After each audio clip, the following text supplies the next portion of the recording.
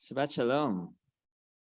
I need to start by welcoming my dear friends here from BCI, the Brandeis Collegiate Institute, having just completed a month-long summer of creating space, holding space for a group of 20-somethings who come from all over the world, and you give them the opportunity to really explore the big questions in life, big questions about who they are, who they want to be through Torah learning and art and just such intentionally crafted space. So it's such a treat for me to see you all in this space and in that corner of the room. And it's such an incredible, incredible program. If you haven't heard anything about it or are curious about it, go ask those folks, go ask me. There's a lot to share in incredible program. So welcome back, Mazal Tov on the summer.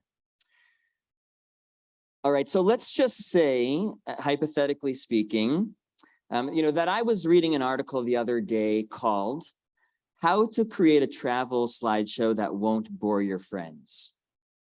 Okay, hypothetically, on lifesavvy.com, 5-minute read, shareable on Pinterest. Okay, but look, this article is important. Okay, we've all been there. The exuberant great aunt rolls out the projector and treats you to 12 straight photos of Lake Minnetonka. You sort of recognize her friends in the picture. These are the Weinsteins. We went 50-50 on the cabin. Yeah. We have pictures of the cabin. You want to see them? Stay a little longer.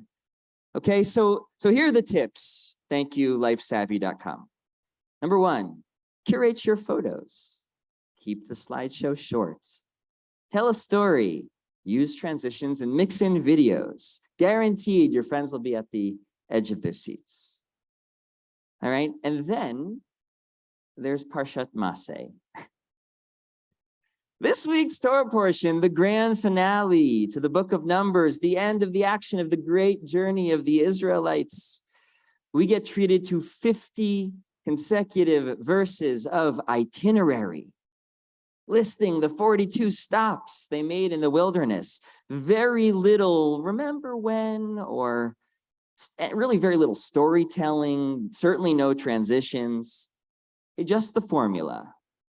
They set out from X and camped at Y again and again.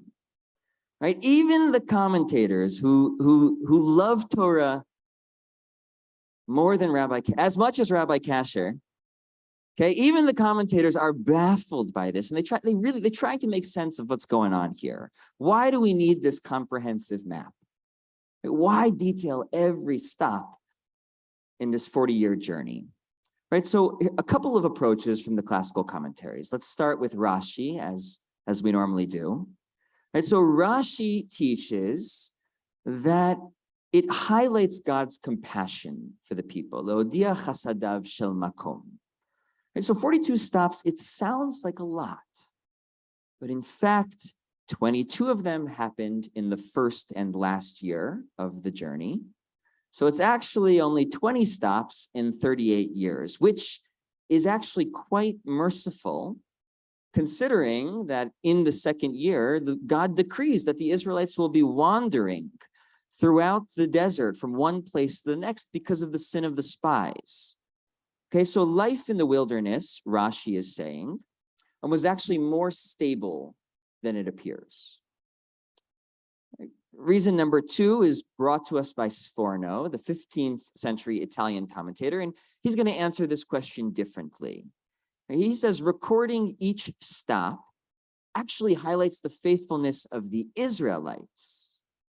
That the Israelites followed after God into the unknown.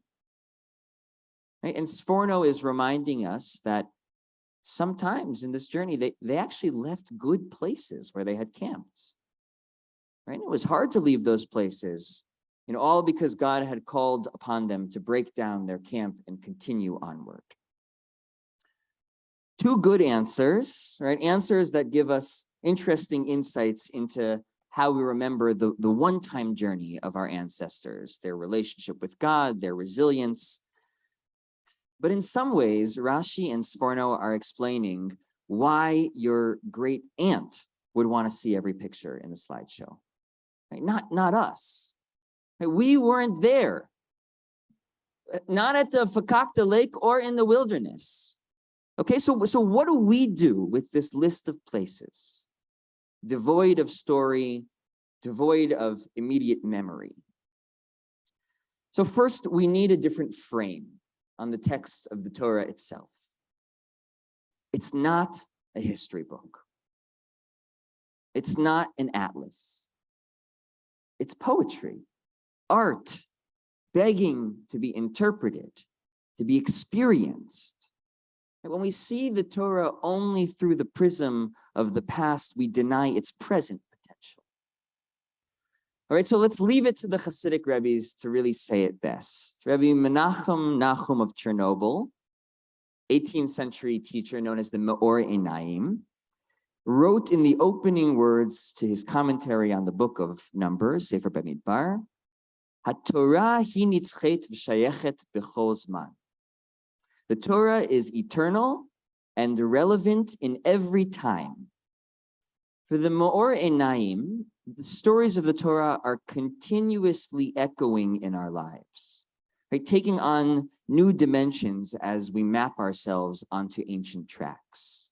So it isn't just that the Israelites of the wilderness generation left one place and camped in another 42 times, but anyone who engages in the spiritual journey from narrowness to liberation similarly visits these places.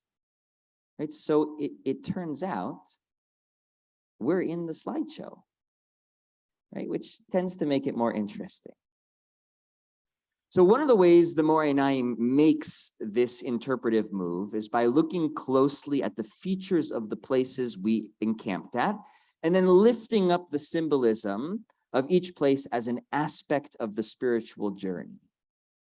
He breaks down place after place, and I won't take you through the whole list of how he does it right now, but I want to highlight where he begins. What is the first step of a spiritual journey? What's the first step of a spiritual journey? V'yachanu b'Refidim. They camped at Refidim. And then the verse immediately continues, V'lo haya mayim lishtot. There was no water to drink. This isn't just physical. The Me'or Einyaim is explaining that the people were thirsty because they were disconnected from Torah. They were detached from a source of meaning, of narrative, direction that satiates the soul.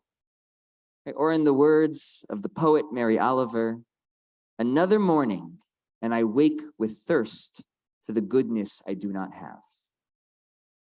Spiritual journeys, the Israelites and our own, begin with thirst, a slight desperation, a visceral taste of scarcity, the creeping knowledge that when thirst persists, real danger abounds.